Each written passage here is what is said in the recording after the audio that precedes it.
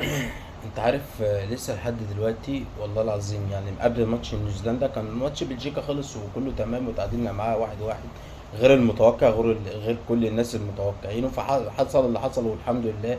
وتعادلنا مع بلجيكا 1-1 قبل ماتش نيوزيلندا خالص، والله بعد ما تعادلنا مع بلجيكا 1-1. اول ماتش لينا في البطولة. واداء يعني الحمد لله، يعني ما هو عملنا اللي مش متوقع، المفروض تفرح ما تشمتش. ولا ايه؟ مش فاهم، احنا تعادلنا فمش لاقيين فرصه للشماتة. فتخيل ان احنا بنسمع ان حسام حسن المحامي بتاعه رفع قضيه على ناس على السوشيال ميديا وعلى البرامج وعلى التلفزيون. طب ايه ده يا جدعان؟ والله والله بجد، يعني بره الماتش خالص والاداء نيوزيلندا والتلات ايه ده؟ اول مكسب تاريخي، معلش مع لكل الدول العربيه، معلش كلهم من الاخر يعني. احنا متصدر المجموعه، السعوديه الاخر، قطر الاخر، تونس الاخر، الجزائر الاخر، كلهم معلش يعني، معلش يعني احنا الاول. حتى المغرب مش الاول، المغرب التاني، البرازيل الاول بفرق الاهداف. فما اتكلمناش، فمعلش يعني احنا نعمل اللي احنا عايزينه ونفرح زي ما احنا. الفرحه حلوه يا جدعان والله. شفت صلاح وشفت تريزيجيه وشفت الجمهور، الفرحه حلوه، فما تحرموناش من اللحظات دي. لا مش الماتش 4 ماتش 6 هنقعد نسمع الماتشات، ايه يعني؟ ايه المشكله؟ المنتخب يا جدعان والله. الناس اللي عماله تتكلم على حسام وابراهيم هو ده وقته؟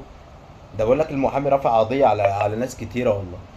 لازمتها ايه؟ مش فاهم ايه التجريح ده، ايه الانتقاد ده؟ ما تدعم يا عم. طب ايه بقى وشك بقى؟ ما طلعش طبعا بعد ماتش نيوزيلندا الناس دي. ايه بقى وشك لكم؟ ولا ايه وشكوا بعد ماتش نيوزيلندا؟ كان لازم حسام عبد المجيد يلعب، وكان لازم مش عارف المهدي سليمان يقف. معلش اركنوا على جنب بقى والنبي. ولا زمالك ولا اهلي ولا بتاع، اركنوا على جنب والنبي. ركزوا مع المنتخب شويه، افرحوا مع المنتخب، شجعوا المنتخب. عايزين ايه تاني؟ مش فاهم يعني. ثلاثة الحمد لله، الماتش الشوط الاولاني معاك كان صلاح وحش، الشوط الاولاني كان اناني، الشوط الاولاني طب مرموش ايه حضرتك؟ ما هو اصل بيبقى في ناس كده بتبقى ماسكه، لا اما حسام حسن لا اما صلاح. مرموش ايه حضرتك اللي بيلعب في السيتي مع جوارديولا وهوبا وهالاند؟ ايه بقى مرموش فين؟ مرموش خربوش، ما هو كانوا بيقولوا عليه كده فنكوش. فين يا عم مرموش؟ ما تلعب مع الناس يا عم. بيلعب في حته مش حتته، معلش والله. ما صلاح بيلعب في حته مش حتته، امام عاشور بيلعب في حته مش حتته، زيكو بيلعب ناحيه اليمين مش حتته اصلا، عدلته ناحيه الشمال. ما في مين اللي بيلعب في حتته؟ ما فيش حد بيلعب في حتته. حمدي فتحي ما بيلعبش، اتصاب، ما بيلعبش في مكانه، مع اني معترض ان حمدي، ما هو رامي يبدا يا جدعان. مع محمد عبد المنعم في مشكله ومصاب ولازم يرجع، ماشي يا محمد عبد المنعم باستثناء رامي لما بينزل بيلعب، رامي لما بينزل بيأدي. ثنائيه ياسر ورامي ما حلوه لما بيبقاش فيه اخطاء مع الاجوان، كل الاجوان اللي بتيجي فينا اخطاء. ما يبقى رامي وياسر على طول، ايه المشكله؟ الماتش الجاي لازم نكسب، ما نفكرش ان احنا ايه، اصل بلجيكا ممكن تكسب ايران او تتعادل مع ايران. بلجيكا لو كسبت ايران هتبقى اول، واحنا لو خسرنا هنبقى مش عارف، هنبقى تاني ونخش في قصه تاني. ما لازم نكسب، ما نكسب. ما بلجيكا اتعادلت مع ايران 0-0 عادي، واتعادلت معانا احنا في ايدينا نكسب عادي. قبل ما نخش ماتش نيوزيلندا قالوا لك هنشيل من نيوزيلندا، لا لعبنا رجاله. سيبك من الشوط الاولاني، هم جابوا الجون كورنر، احنا جايبين احنا برضو جونين رفعتين، معلش يعني.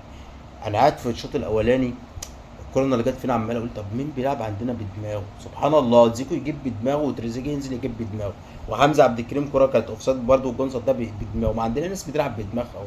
يلعبوا عرضيات بقى. والله بجد في ناس طلعت بتلعب بدماغها، ما تريزيجيه معروفه في الاهلي نص الجون وجايبها بدماغه. وعندك زيكو طلع بيلعب بدماغه يعني في نص الجون، معلش يا جون. جون في كاس العالم اسمه انكتب خلاص، معلش كابتن ماجد اركن على جنب بقى. ما عندنا صلاح وعندنا امام وعندنا زيكو وعندنا مين تاني اللي جاب، وعندنا تريزيجيه، ناس كتيره جابت يا كابتن ماجد في كاس العالم. انت خلاص بقى ما بقاش عقده ايه اهي يمين ولا شمال.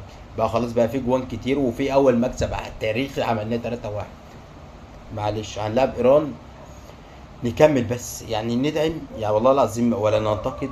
يعني الخطه اعمالها في حاجات، ما قلنا حمدي فتحي ما يلعبش خلاص دفاع، معلش هو اتصاب اهو الف سلام عليه. فهنغير فيها، حمدي فتحي ما يلعبش دفاع، عندك رامي يلعب، عندك حسام عبد المجيد يلعب.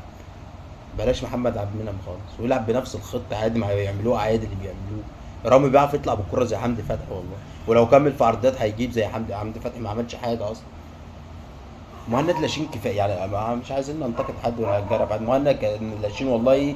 يعني كفايه مهند يعني. قعدنا نقول لك الاجوان اللي بتيجي فيك بالاخطاء وانت السبب مش عارف ايه في ماتش الماتشات اللي فاتت كان في كذا جون. فمعلش يعني. ليه امام؟ يعني امام خطورته الشوط الاولاني او في الشويه اللي لعبهم لما كان بيخش للعمق. يعني تخيلها كده، يعني لو امام بيلعب في النص ما كان حد فيه. هتقول لي هنضغط وما يا عم ما نلعب كوره يا جدعان. هو الشوط التاني اهو، ايه رايك في الشوط التاني؟ اما تريزيجيه نزل والدنيا اتحركت والناس جابت اجوان وصلاح فاول. فيها ايه ما ينزل واحد تاني مع يعني ايه فاهم مرموش يطلع يعني؟ مرموش وحش يطلع فيها ايه مش فاهمها يعني. صلاح وحش ما يطلع يعني. بس صلاح بيسحب اتنين حتى لو وحش بيسحب اتنين تلاتة معاه من الفرقة التانية. والله بجد يعني صلاح وحش حلو بيبقى في اتنين تلاتة ضاغطين عليه فتعذره. لا وكمان بقى يلعب يعني حلاوته بقى يلعب الناس. جايب جون وعامل جون عايز يعمل صلاح تاني. حسام حسن فاز لك تلاتة اول فوز تاريخي اول فوز منتخب مصر في كاس العالم. عايز يعمل حسام حسن كابتن حسام تاني. حبه بقى ما بتحبوش ولا انا بحبه ولا ما بحبوش مش فارقه. احنا بنشجع المنتخب والله يشجع المنتخب. عايز يعمل صلاح تاني جاب الجون وعمل الجون عايز ايه بس الناس جاب زيكو هو اللي جاب زيكو حسام حسن. عايز زيزو يلعب نزل زيزو ضيع كرة ما تضيعش زيزو. عايز ايه مش فاهم. كل اللعيبه من النادي الاهلي كاهلاوي يعني من اول الجون لحد هنا مع حمزه عبد الكريم كلهم اهلاويه. زملكاوي بيلعب لك اللي يستاهلوا يلعبوا. عايز ايه تاني عايز المهدي مثلا يقف. عايز حسام يبدا مش فاهم كنت عايز محمد مصطفى محمد يروح. ما افهمها انا خلاص اللي راح راح واللي ما راحش ما راحش وسجلنا اول فوز واحنا اول مجموعه متصدر المجموعه معلش. وهنكسب ان شاء الله الماتش الجاي وحتى لو تعادلنا هنبقى ان شاء الله اول مجموعه بفرق الاهداف حتى لو بلجيكا كسبت. بلجيكا كسبت هتبقى كام؟ هتبقى خمسة واحنا لو تعادلنا هنبقى خمسة هنبقى برضه أول مجموعة إن شاء الله بفرق الأهداف هنبقى خمسة وخميس. بس هي هتبقى الساعة 6 الصبح معلش الساعة 6 الصبح تعالى على نفسك شوية شجع المنتخب. وتطلع تقول بما يرضي الله شكرا حسام حسن شابوه حسام حسن شكرا اللعيبة حتى مهند لاشين حتى حمدي فتحي حتى كل اللي ما ادوش كلهم رجاله. حتى الكور اللي كنا بنعمل ساعات كور ناحيه اليمين محمد هاني السلامه تطول منه معلش ما هو بتشوف بيلعب في كاس عالم محمد هاني الناشئ بتاعنا نعمل ايه طيب. بس طلع عندنا يعني تيجي تبص كده للمنظور قدام بلجيكا تعادلنا مع بلجيكا وكان عندنا اسبانيا تعادلنا برضه معاه كان في عندنا حاجه قصدي خسرنا من 2-1 كان في حاجه مع اسبانيا. الماتش اللي قبله اللي لعبناه تعادلنا فيه ولا كسبنا فيه روسيا في حاجه. من ساعه بقالنا خمس ست ماتشات في حاجه عندنا نكمل على ده ونثبت على ده. الماتش اللي جاي ده هيدخلكم التاريخ هتأهلوا دور 32 لو طلعنا اول هتفرق هنقابل حد من التوالد.